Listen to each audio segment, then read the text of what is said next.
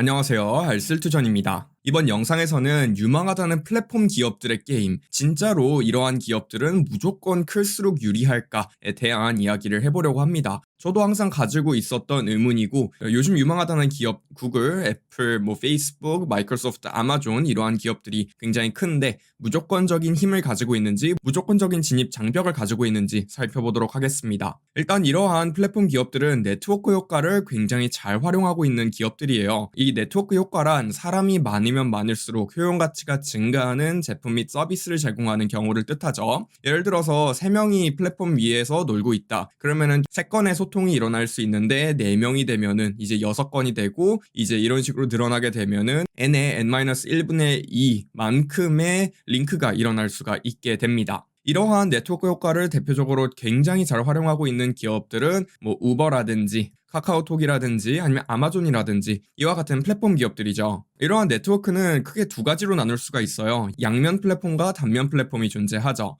양면 플랫폼의 경우는 플랫폼이 묶어두고 있는 층이 두 가지인 경우를 뜻해요. 예를 들어서 이커머스 플랫폼은 판매자를 묶어두고 있고 소비자를 묶어두고 있죠. 유튜버도 역시 저같이 유튜브를 찍는 사람과 여러분들 같이 유튜브 영상을 소비해주는 사람이 존재합니다. 반면에 단면 플랫폼은 플레이어들이 전부 다 똑같은 케이스를 뜻합니다. 예를 들어서 카카오톡이라든지 페이스북처럼 저희가 들어가가지고 1대1 커뮤니케이션만 일어나는 경우들을 뜻하게 되죠. 여기에서 좀 특이한 거는 OS 같은 사업은 영상에서도 보여드린 것처럼 총 3가지 파티를 지원을 하고 있는 형태의 특이한 플랫폼이라고 볼 수가 있습니다. 제 영상을 꾸준하게 시청해주신 분들이라면은 다들 굉장히 잘 알고 계실 부분은 플랫폼 기업들은 무조건 크면 클수록 망하기 쉽지 않다, 또는 그만큼 경쟁력이 존재한다 라고 말씀을 드려왔어요. 예를 들어서 펠로시 누나가 맨날 페이스북 욕하죠. 청문회 나와가지고 니네 이렇게 하는 거 아니다 라고 하면서 정작 그녀는 페이스북에서 열심히 활동을 하고 있습니다. 페이스북의 팔로워가 116만 명이나 되죠. 그래서 이 기사를 보니까 진짜 얘네들이 무적인가 라는 생각이 들더라고요. 그래서 최근에 저는 잘 때 이 팟캐스트를 틀어놓고 자고 있거든요. HBR에서 나온 콜드콜이라는 팟캐스트를 틀어놓고 자고 있는데 이것 때문에 맨날 2시간씩 이거 듣다가 늦게 자는 것 같아요. 어쨌든 여기에서 그냥 대충 하는 얘기가 언더독들이 탑독들을 무너뜨린 사례들이 분명히 존재한다 라고 말을 하고 있어요. 저희가 알고 있는 대표적인 언더독 탑독 게임을 한 친구는 IBM과 애플 구도라고 볼 수가 있죠. 아니면은 IBM과 마이크로소프트와 인텔 요 구도도 꽤나 볼만하고, IBM의 경우는 굉장히 강력한 컴퓨터 플랫폼을 보유를 하고 있었지만 이 셋에 의해 가지고 무너지게 되었죠. 이제 마이크로소프트의 경우는 OS를 제공을 했고, 인텔의 경우는 CPU를 제공을 했고, 애플의 경우는 그냥 말 그대로 그냥 경쟁사였죠. 특히 애플 vs IBM의 구도의 경우는 저는 정말 대표적인 세대교체 사례라고 생각을 합니다. 애플의 경우는 정말 노골적으로 IBM을 빅브라더라고 설정을 하면서까지 공격을 했죠. 요거는 이제 1984년 1984를 패러디한 애플의 광고였는데, 요거는 왈도형의 유튜브를 보다가 저도 배운 부분이에요. 그래서 이때는 권력자인 IBM을 빅브라더로 설정을 하고 애플이 언더독 입장이다, 그래서 도전하는 입장이다라는 것을 대중들한테 알리게 된 계기라고 볼 수가 있다고 합니다. 비교적 덜 알려진, 저도 이번에 리서치를 하면서 거의 자세하게는 처음 들었는데 2000년대 초반에는 알리바바와 이베이가 중국 이커머스 시장을 두고 굉장히 치열한 전투를 했다고 해요. 근데 놀랍게도 이베이는 2000년대 초반에 이미 중국 시장 점유율 85%를 차지하고 있었다고 합니다. 즉 알리바바가 탄생하기도 전에 이베이가 85%를 먹고 있었다는 거죠. 물론 이베이가 이 중국 시장을 바로 진출을 해가지고 시장을 먹은 것은 아니라 중국의 로컬 기업을 인수를 하는 형태로 시장을 잡았다고 합니다. 시장을 잡고 있는데 알리바바가 중간에 진입을 해가지고 언더독으로서 시장 침투에 승리를 해가지고 현재 탑독이 되어 있는 상태라고 볼 수 있죠. 이게 이베이와 다르게 알리바바는 완전히 다른 고객층을 노리고 시장에 진입을 했다고 합니다. 이베이의 경우는 기존의 원래 온라인 쇼퍼들을 그냥 보유를 하고 있는 형태, 또는 온라인을 수용을 하려는 사람들을 이베이로 끌고 오는 그러한 역할을 했고, 알리바바의 경우는 오프라인 쇼퍼들을 온라인 쇼퍼로 전환을 시키는 형태로 접근을 했다고 해요. 이 때문에 이베이는 매출이 그대로 유지가 되거나 아니면 오히려 성장을 했었는데, 알리바바는 더 다른 시장을 노리고 있었기 때문에 이베이 입장에선 알리바바가 이렇게 빠르게 크고 있었는지를 모르고 있었던 거죠. 그리고 심지어 이베이의 경우는 이 네트워크 효과에 대해서 굉장히 잘 알고 있었을 거 아니에요. 그렇기 때문에 이렇게 시장을 지키면서 성장을 하면 된다라고 생각을 했으나 알리바바가 정말 큰 경쟁사라고 눈치를 챘을 쯤에는 이미 알리바바의 네트워크 효과가 더 컸었기 때문에 이베이가 손을 쓸 수 없는 상황까지 갔다고 합니다. 그래서 알리바바가 승리를 하는데 사용한 전략은 저는 알리페이가 굉장히 큰 역할을 했다고 생각을 해요. 오프라인 쇼퍼들이 온라인 쇼핑을 안 하는 이유를 가만히 생각을 해보면은 특히 온라인이 이제 막 들어왔는데 주변에서 아무도 온라인 결제를 안 하고 있는데 만약에 나 혼자서 온라인에서 물건을 배송을 시켰다가 판매자가 안 보내준다면은 이거는 누가 어떻게 해결을 해줄 것이고, 그다음에 배송을 보내줬는데 판매자가 그 중간에 유통 과정, 물류 과정에서 문제가 생기면은 누가 책임을 질 거냐라는 부분이 해결이 안 되어 있었어요. 그래서 알리페이라는 에스크로 서비스를 제공을 하게 되었죠. 그래서 알리바바가 중간에서 뭔가 안전장치를 제공을 하게 됩니다. 그래서 이제는 물건이 도착을 하면은 소비자가 대금을 지불하는 형태로 해결이 되게 됩니다.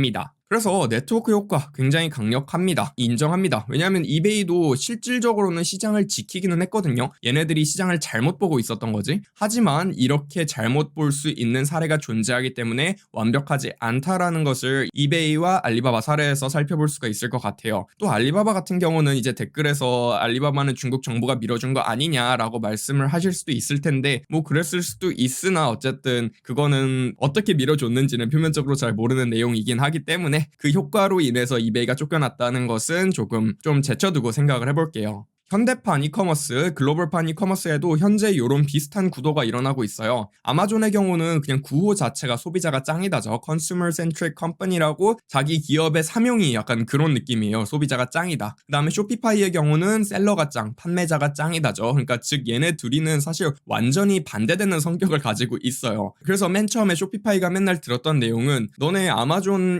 아마존한테서 어떻게 해서 이길 거냐 이런 얘기를 했었는데, 어쨌든 아마존은 뭔가 큰 결정을 할 때가 되면은 무조건 소비자 편을 들게 되고 판매자는 약간 뒷전으로 물러서게 되는 거죠. 그리고 실제로 요즘에 청문회가 나오고 있는 부분도 아마존이 셀러들을 쥐어짜고 있다는 내용들이 꽤 있잖아요. 근데 반면에 쇼피파이는 그런 게 없이 셀러가 네 맘대로 해, 네가 편하게 다 해줄게 라고 함으로써 셀러가 이쪽으로 몰리게 되고 이제 소비자만 노리고 뭔가 박리담의 게임을 하는 사람들은 아마존에 머무르게 되는 게임이 되고 있죠. 그 다음에 쇼피파이를 택하는 기업들은 또 다른 게, 아마존에서 만약에 물건이 팔릴 경우에는 웬만하면 아마존의 고객으로서 남게 됩니다. 특히 택배 박스에서도 여기 아마존 프라임이라고 붙어서 이제 배송이 오게 되잖아요. 아마존 내에 있는 나이키 브랜드에서 물건을 사도 사실상 아마존 고객이 되는 거거든요. 근데 이제 나이키가 쇼피파이로 넘어가가지고 쇼피파이에서 물건을 팔면은 나이키가 직접 소비자와 접점을 만들어낼 수가 있어요. 즉 셀러들의 고객으로 만들어낼 수 있다는 거죠. 그 다음에 요즘에 디지털 전환이다 뭐다 하는 거의 핵심 중에서 하나가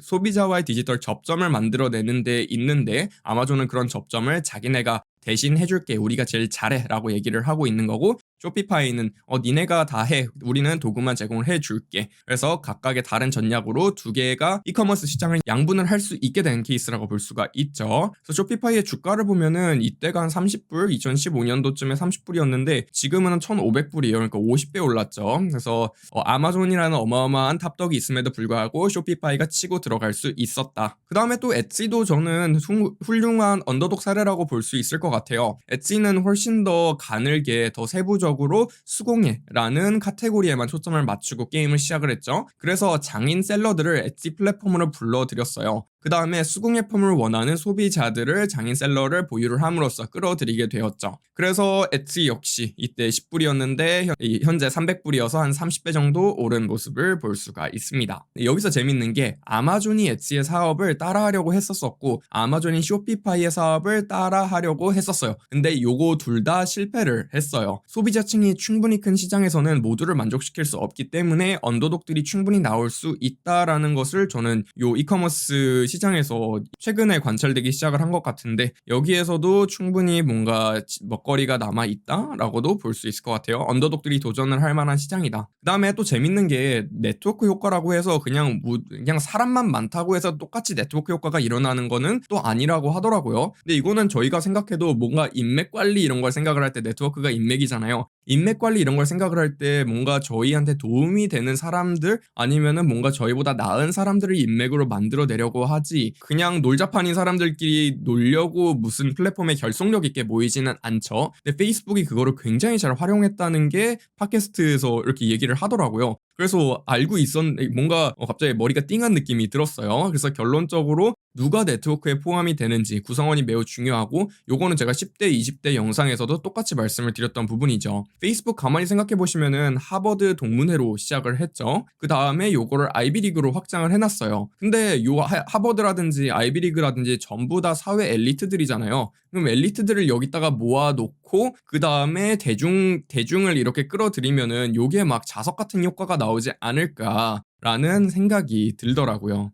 근데 이제 클럽하우스도 저는 비슷한 진입 전략을 썼다고 생각을 하거든요. 근데 심지어 저도 클럽하우스를 꽤 한 2주 동안 거의 밤새 가면서 클럽하우스를 했었던 것 같은데, 극 초기에는 유명 인사들을 굉장히 초청을 하고, 뭐 앨런 머스크도 여기에서 뭔가 얘기를 했다고 하고 저커버그도 여기서 얘기를 했다고 해가지고 저도 초대장 받아서 들어가가지고 여기에서 뭔가 열심히 이런저런 사람들 얘기를 들었었는데, 이때 저도 나도 들어가고 싶어라는 생각이 들었었던 것 같아요. 근데 이 초대장이라는 부분이 바이럴하게 만들고 유명인사 초청이라는 게 희소 가치를 만들어가지고 요게 이제 나도 들어가고 싶다는 마음을 이렇게 만들어내더라고요. 근데 이제 이게 너무 클럽하우스 이 전략이 더 이상 통하는 것 같지는 않아요. 왜냐하면은 그 클럽하우스가 그 이후에는 유명 인사들이 거기에 머무르지 않았기 때문에 저는 망했다고 생각을 좀 하고 있습니다. 그래서 요즘에 계속 얘기하는 게 유니티 영상에서도 그렇고 아니면 10대, 20대 얘기할 때도 그랬고 크리에이터 생태계가 계속 발전을 하고 있고 전부 다 인플루엔서를 따라다니는 현상이 관찰이 되잖아요. 그러니까 사람들이 분산이 되고 있기 때문에 차라리 D2C 아니면은 인플루엔서에다가 투자를 할 수 있다면은 이쪽에다가 투자를 하는 게 저는 추세로 가고 있잖아요. 뭔가 웃긴 것 같은데 뭐 예전까지는 플랫폼에다가 투자를 해야 된다 이렇게 했는데 플랫폼을 만들 수 있는 기술이 보편화가 되니까 오히려 사람을 끌어들이는 셀럽들이 오히려 가치가 더 올라가는 희한한 현상이 나타나고 있다는 생각이 들더라고요. 그래서 생태계 게임, 플랫폼 게임을 하고 있는 플레이어들의 경우는 생태계 코어 멤버를 저희는 좀 잘 관찰을 할 필요가 있을 것 같아요.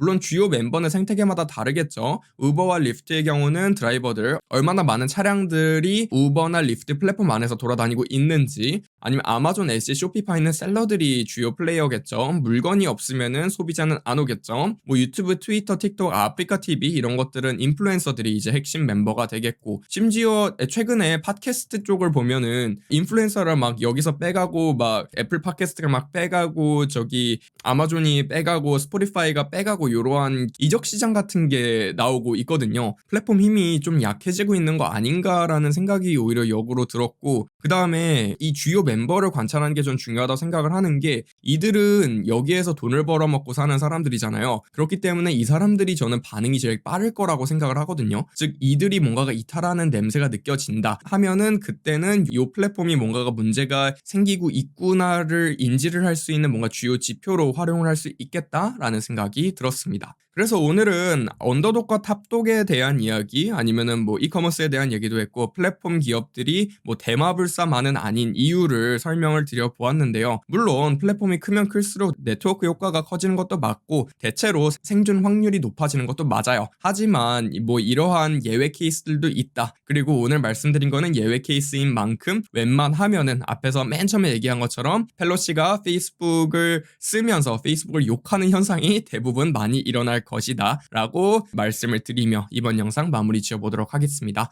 다음 영상에서는 더욱 유익하고 더욱 재미난 콘텐츠로 찾아뵙도록 하겠습니다. 시청해주셔서 감사합니다.